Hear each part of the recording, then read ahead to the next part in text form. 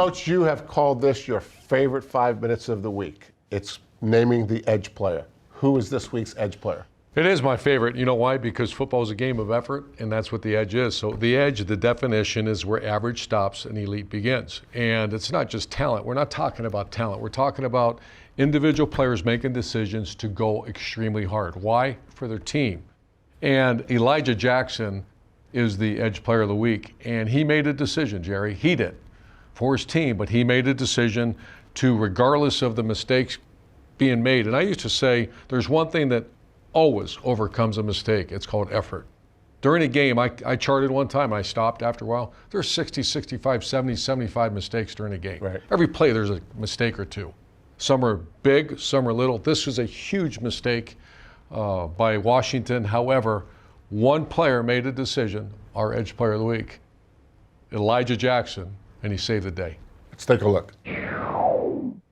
All right, here's our man, Elijah Jackson. He is the guy at the top. The number one. The number one's responsibility for Washington. He's the safety. Him and the kicker are the safety. He's the field safety. Right. So any ball that busts to the field, that's his responsibility. The kicker is the one in the bottom of the screen. But you know what happens? The kicker gets blocked. So Elijah makes a decision again. I'm going to go save the day. How's he save the day? Look at this effort. Yeah.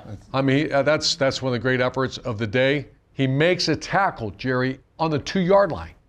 This is one of the best efforts I've seen in many, many years. I'm sure Coach Jed Fish has pointed this out over and over again. That's the edge player of the week, no doubt.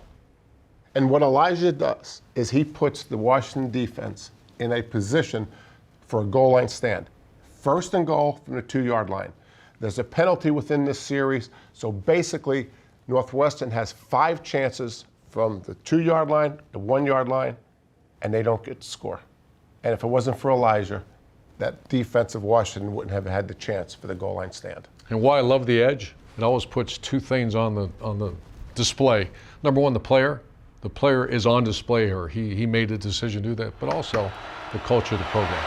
Laus drops back, and it's incomplete. Huskies come up with a goal line stand.